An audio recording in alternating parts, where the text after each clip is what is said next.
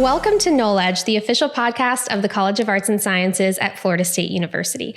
I'm your host, Amy Walden, with the College of Arts and Sciences, and today we welcome Andrew Frank, the Alan Morris Professor of History and Director of Florida State University's Native American and Indigenous Studies Center. Andrew joined the FSU faculty in 2007 and is an ethnohistorian who specializes in the history of the Florida Seminoles and the Native South. Andrew, thank you so much for joining me today. It's my pleasure. On today's episode, we're recording in the halls of the Native American and Indigenous Studies Center on campus, located near FSU's famous Westcott Plaza. The NAIS Center, which is in the midst of celebrating its first anniversary, provides a physical and conceptual hub for community members who are committed to Native American and Indigenous research and artistic practice. So, Andrew, I want to start with a little bit about you and your background. What first got you interested in studying the Florida Seminoles and Native South? Well, that's kind of two different questions. So I got really interested in the Native South, kind of the Native Americans who live in what we imagined, like, say, the Florida Confederacy. In graduate school, I was kind of really interested in the idea of where the South came from. And I was looking at a project in Virginia, and there really had no Native background whatsoever in my scholarship. And I stumbled across this event, and there was a small little, what I thought was like a Narragansett component.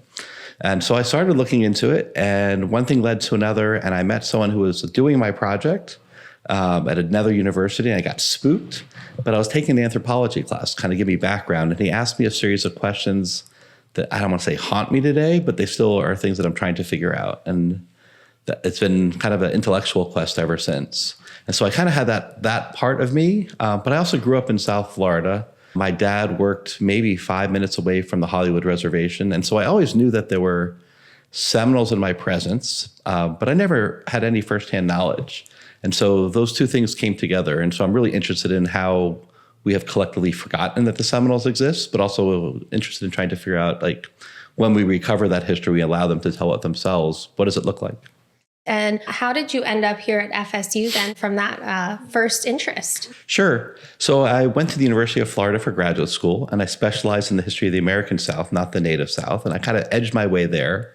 And then I did I don't want to say standard academic story, but I had a one-year job in Western Massachusetts. And then I taught in California at Cal State LA. And while I was there, I finished a book on the Muskogee Creek and kind of on the Georgia-Florida border. And my family was in the East and in the South, and I found the job at Florida Atlantic University just as my book was coming to a conclusion. And I was looking for a second project, and once again, I'm living in the shadow of the Seminole tribe with limited resources to travel. And so I thought, well, why don't I slide from kind of North Florida to South Florida? And that kind of became my story of kind of answering old questions and trying to figure out how I get into Seminole history. And then a job opened up at Florida State, and I don't know, it was a university that felt like every other university that I imagined I would want to work at. And it was very dreamy. And it was very hard to take the job in many ways. Like, my family is down in South Florida. My wife's family's in South Florida. But it's been a great change. 17 years. Wonderful. Well, we're so glad that you're here. Let's talk about the NAIS Center. How was the idea for the center first conceived, and what went into making it possible? Man, there are a lot of germs of like where this comes from. So when I got hired, a long time ago, there was discussion that I entered, kind of came into, that the university should have a Seminole Studies Center, or some like a center like to bring the history and culture of the Seminoles to life. I was never part of any of those conversations. Those were all things that predated my arrival. Apparently in the 80s, there was discussion of this as well. So, but none of those things ever came to be. During COVID, with Black Lives Matter, there was an anti-racism task force, and they had discussions of whether we should have a Native American Studies Center on campus. And they made that one of their recommendations. And so coming out of like student interest, that's another one of these germs that came to be. Then I think the university itself has this idea of almost every other top university in the country has a center like this. They have different names, they have different ambitions. You put the three together, there's no reason why FSU doesn't have it. And with student demand and kind of administration buy-in, here we are. And why is a center like this so important, do you think, especially here at FSU?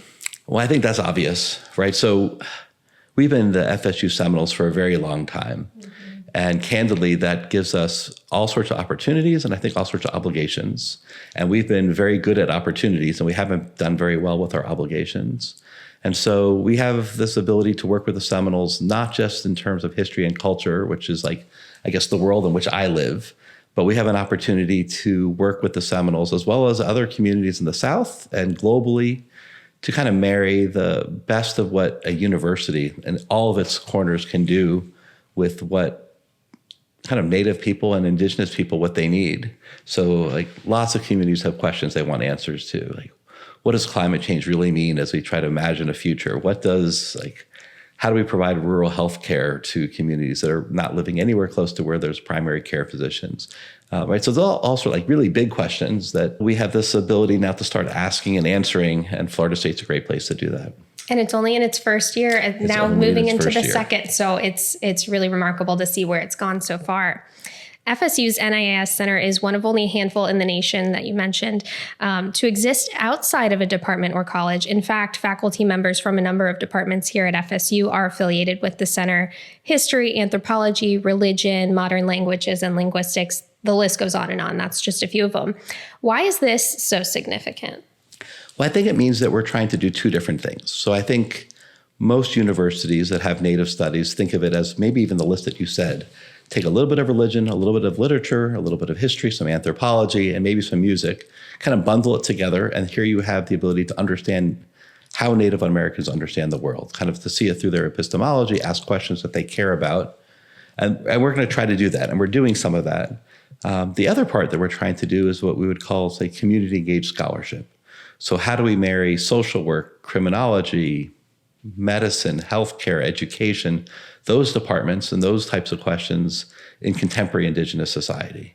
And so we have a program that we're trying to work in with the College of Engineering at Florida A&M and FSU to explore what does it mean to let the waters flow of the Everglades. So for Native Americans who lived in that region for a very long time, the idea of turning back the clock on how water flows can be absolutely wonderful or absolutely terrifying. And I guess in some ways it depends on what models are we using. So as it turns out, the Army Corps of Engineers imagines the Everglades as being a place where people have never lived. So letting the waters flow can be terrifying if you're living on that area and you see like that this is where you get medicine from, and this is like where your ancestors are buried. So this could be a threat. So that it is, and it's a huge series of questions. And so trying to marry our Gulf Coast Scholars Program with this is kind of a fun little thing to do. And we're doing the same thing in the College of Criminology and in the Department of Health. And we're trying to find other places where we can make these connections. Wonderful.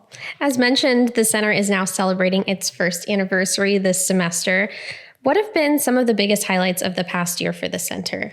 I'll give you a few. So I think the biggest highlight we had a meeting in early spring, and the Seminole Tribe of Florida brought up the directors of a handful of their divisions of health and education, et cetera, as well as their Tribal Historic Preservation Office and their museum staff. And most of what they did, we had nothing to do with. Most of it was their annual retreat where they kind of mapped out what they want to do for their next year. And we provided a space for them, and that was very nice. But then they opened the doors to us. So we brought a handful of our deans and some of our center directors and a couple of people who are doing research so they can have conversations to figure out, well, how do we move forward in partnership? Right. So lots of scholars descend on Indian communities all the time. And they walk into an area, they ask some questions, they extract some data, they go home, and they publish them in a journal behind a paywall. And the data belongs to the university and the scholar, and we leave the Native communities behind. And it's really extractive and kind of unethical, but that's kind of the standard by which lots of academia gets run. So this conversation was like, so how do we envision something different? And out of that has been a whole series of really cool conversations. And some of them are coming to fruition, and some of them we're still trying to figure out. So I'll give you two. One is, in only a handful of days, we're sending a couple dozen undergraduate students down to the Seminole Tribe to volunteer at basically an art festival that they have at the Big Cypress Reservation. And this is something they asked of us. And it was something our students are clamoring to go down there. So they get to learn firsthand, they get to volunteer and see how this works. And then go trick-or-treating with the tribe on Halloween. And then they're going to spend 2 days working, but also getting to understand their museum and what's going on. And each one of them are going for different reasons. So some have just a desire to learn because they're FSU students. Some have a desire to enter the museum world, and they're going to see how a museum gets run. And so this is kind of wonderful. And that's like one version. A second thing that we did is we hosted 2 international conferences. So we had the American Society for Ethnohistory come in the fall, and we did a program through the Department of Religion on more than human individuals. And so we brought in folks who study, in both cases, Indigenous people in North America, South America, Asia, wherever there's Indigenous people, trying to understand questions that kind of drive scholarship in those areas. And then the last thing is I've spent a good amount of time connecting people in fields that I know almost nothing about. So my first question is always, well, talk to me like I'm 5. What is it that a social worker does? Or what is it that someone who does like real scholarship in criminal justice? And then have conversations with the Seminole tribe, make sure that they're working in kind of an ethical way, and then walk away and then check in every once in a while. And we have 4 or 5 conversations that are ongoing that I'm confident that we don't have announcements to make yet, right? Because these things take time, but they're all working towards MOUs. And once we have these memorandum of understanding, we'll have even more to show for it. It sounds like it's the beginning of a lot of great things and a lot of questions being answered as well. If students or faculty members are interested in getting involved with the center, how can they do so?